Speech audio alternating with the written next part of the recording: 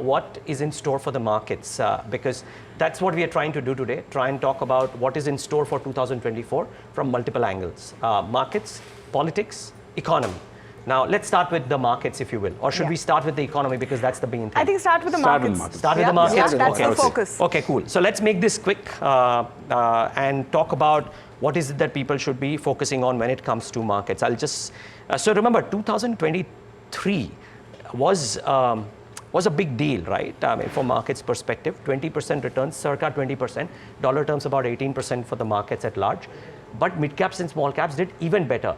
The only interesting thing that I saw in the mid-cap performance was that if you look at 2023, positive return, yes, but the index did much better than individual components. 14 stocks outperformed, 36 stocks underperformed the index. So it was not, I mean, yes, everybody gained, right? If the index has gained 50%, you've gained 40%, your portfolios will look strong.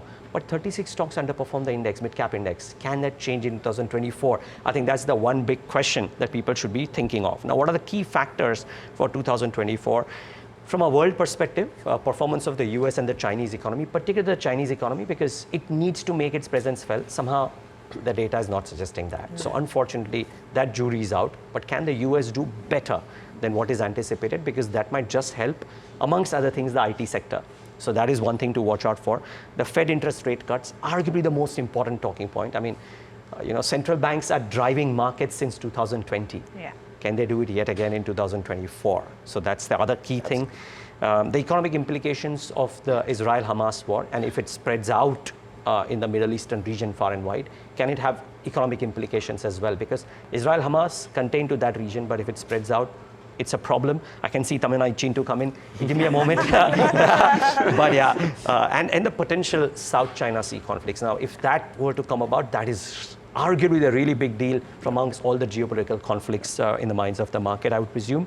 Global output will likely slow in 2024 as the higher interest rates snuff out economic activity. So that is a given. But India's role as a global production hub, can we actually strengthen that? Because 2023 was a lot about news flow and intent, not as much as expected.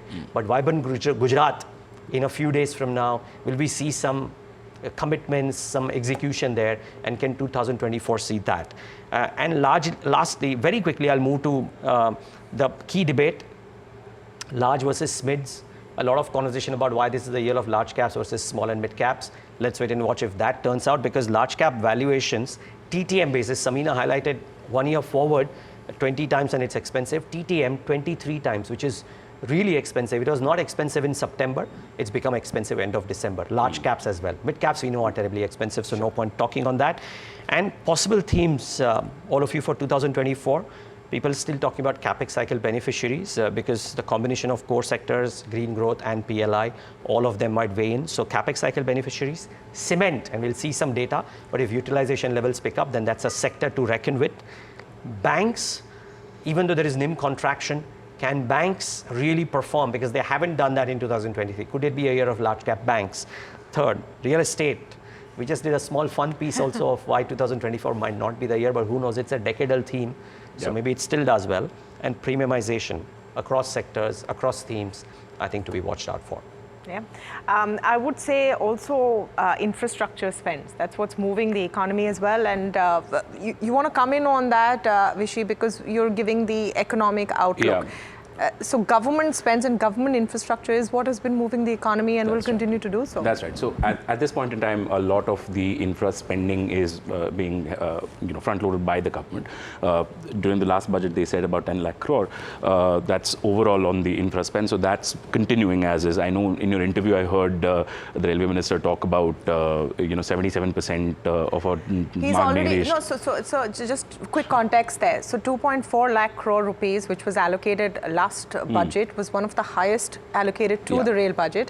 He's already spent 77%. By March, he would have spent all of it. And he's saying that I need between 2.4 to 2.6 lakh crore over the next 5 to 7 years to complete what we've set out to do. That's a lot of money coming into the economy. That's right. So even when you talk to the bankers, they're all saying this, that private capex is now starting to come in, but government capex is still driving everything. So once that private capex starts picking up to levels that are more sustainable and high, that's when you see the sudden spurt in the growth rates. Is what we can talk about the infra bit. Overall, in terms of growth, the expectation across economists is about 6.5 to 7%. The RBI has already changed its forecast. That was on December 8th when they did the policy, and on launch day. They said that we're going to revise the growth forecast to about 7% for FY24 and by another 10 bips for FY25. Largely, this is being driven by the stability, political stability that we have in India. There's digital public infrastructure as well as the overall infra spending. On the digital public infra bit, now this is something that we broke just a little while ago, which was that the RBI has breached the 1 million daily e-rupee transaction target that they had set for themselves for 2023. So that was breached on December 27th. This is something that the RBI governor told the employees at RBI in a letter on Friday, is that this daily target has now been breached. Of course, he's also pointing out that we have been very good at maintaining or managing all these challenges that faced India. Of course, India growth story still remains intact despite a sort of not so great looking global scenario. If you were to look at, let's for example say inflation, which is one of the big challenges facing the global economy as well as India, we are still far from the 4% target that the MPC has set for itself. However, there has been a deceleration, apart from maybe a temporary boost in food prices that comes in here and there. But overall, inflation has been on a lowering trajectory. But unless it hits 4% or is at least at a sustainable level around 4%, you don't expect any rate cuts, because that's the other big boost that will come in for the economy, which is rate cuts, which is not expected at least till the second half of the next financial year, FY25. What we should also look at is banking sector liquidity. That has been in deficit for the last 2 to 3 months. 2.7 lakh crore, that's an all-time high liquidity deficit that continues.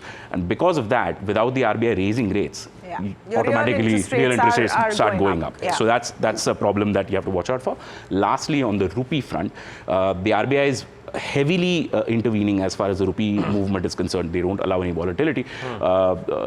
We wrote a story this morning which suggests that traders are starting to take up risky trades because there is just no movement in rupees. So you can bet on riskier bets and maybe make some money. The story points out that on the 29th of December, there was a lot of open interest for forward options on the dollar rupee pair, and people made money on that because they were targeting for an 83.25 cutoff, and the rupee closed at 83.21. So that was like a big boost for that. These kind of things will keep happening, and crude oil becoming the big shock point. If it suddenly spikes, that's a problem. Okay. So watch out for these points as well. Now, should we do political, or Murali, you want to weigh in with some things that you had in mind? Okay, no. So basically, I had these thoughts on Friday itself, but the party was going on, so I didn't want to spoil the mood.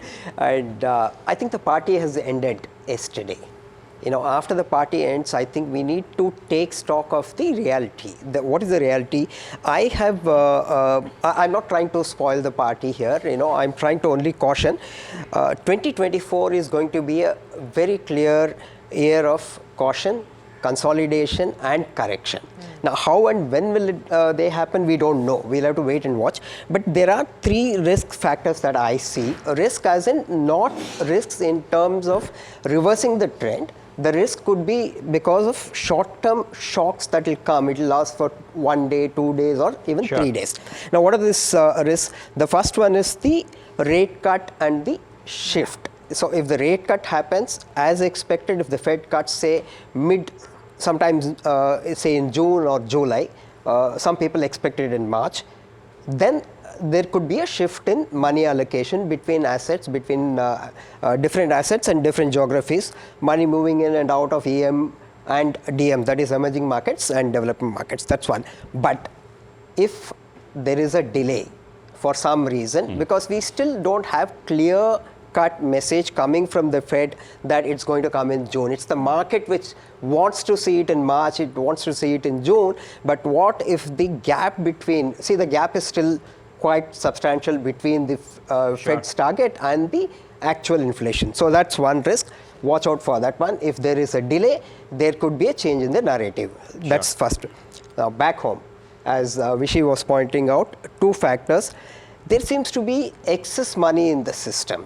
You know, that excess money, we don't know how it is coming in. One assessment like the RBI did was to know that the money is coming from the banking system in the form of personal loans, unsecured loans, and getting diverted. SEBI intervened, and RBI has put a stop now and then. Now, we will see more and more of such actions coming in. And secondly, as you pointed out, Vishy, the rate cut may not happen for the next 6 months or 7 months. It might happen in the second half, because RBI is very, very clear that it does not want to let inflation run out of its control. That's the second point. The third one, the most important one, the political one that you are going to take up a little later, is the full budget in July, sometime June and July. Let's assume it's July. Now, what will this budget give the markets? In my book, nothing. The markets will love the euphoria, the markets will love the noise, but then what will come out? See, in any case, all the GST rates are set outside of the budget. Only lofty targets will be set, lofty ambitions. So you're talking about the Feb budget or the July budget? July budget, not the Feb budget. Okay. July budget. See, July will still we'll talk about trillions. July will. But shouldn't a budget, Murali, be any which is that, a statement of accounts as opposed to giving targets? It builds up the kind of euphoria. It builds up the kind of hope. So you're saying there might be euphoria before the budget and that might get spoiled? That might flatten out. Okay. So therefore, if you're buying, if you're targeting investing, you need to be very, very cautious. See, all of us know that it's going to be buy on dips market very clearly. You know, you can't. Can you buy and make money the way you bought last year? So today, if I close my eyes and put my pen on any of the stocks, it would have gone up by 20, 30, 40%. Can I do that in 2024? Certainly not. Okay. So therefore, viewers, one very thing is, do not fall for slogans. I'll call them slogans like "Ab ki baar." 25,000, 23,000, all those things are. We started with 50,000. 50,000. So these are slogans. Make an assessment, look at the real situation, be cautious, and every step that you take, the next step that you take should be measured, should be considered. Yeah. That's my suggestion. And that's what we are here for, to help you with on NDTV Profit every day. Now, so just what I wanted to point out is that why 2024 is going to be a very exciting year. So now coming into the end of the year, the biggest risk factors have sort of ebbed. Whoever was talking about a US recession, most of them have quietened down. Yeah. Those fears have ebbed. Indian political stability is there. But what is that sort of cloud on the horizon that you need to watch out for? So a couple of things that we put together. One is that there are two wars which are going on right now as we speak. So those two wars are on. You have the Israel-Gaza conflict, which hasn't ended. Everything that you're seeing in the Red Sea, including last evening, a news report that Houthis are still attacking ships. Maersk has said it's not going in the Red Sea anymore with drones, missiles, all of it, and in retaliation for what Israel is doing in Gaza. So that is on. Will it spread? We don't know. We've not been talking about Ukraine, Russia, but that conflict is very well on. I just want to add what has happened overnight. Xi Jinping, in his New Year's address, has said that a united China is inevitable. His eye on Taiwan is very much there. You have an election in Taiwan in the next couple of weeks, and the front runner right now is someone who China doesn't like. You need to watch that space. So I'm just placing for you where those concerns can come. Also, 40 nations are going to go to elections just in 2024. 40 nations, and this is some Bloomberg data that I'm citing, that's 41% of the world population will vote on their futures in 2024. It's momentous in all regards, but definitely impacts what happens to geopolitics, the markets, the world. So we don't know whether it's going to be a Trump return. Does Biden come? Is there an X factor there? Everyone is assuming that the Indian election outcome is set, but it is at the end of the day an election. And I don't even think the ruling party will be sitting with its eyes shut waiting for what happens in May. So those are things to watch out for. Some very crucial nations are going to the polls, and I talked about Taiwan, but there are others as well. So those are some of the big risks that you need to watch out for, that how do people vote. And the other small one, I know nobody likes to hear it, but COVID, will there be a new variant? Hopefully not. We're all vaccinated, immunity is improved, but you need to keep that always on the horizon. So this is what could spoil the party, but largely, since we've all played out the risk, the fact is that right now it's looking good. Sitting on 1st Jan, it's looking good. Yeah, and which is an important assessment as well. So good. There is a bull and a bear case laid out for the markets and world at large, and that's what we aim to do.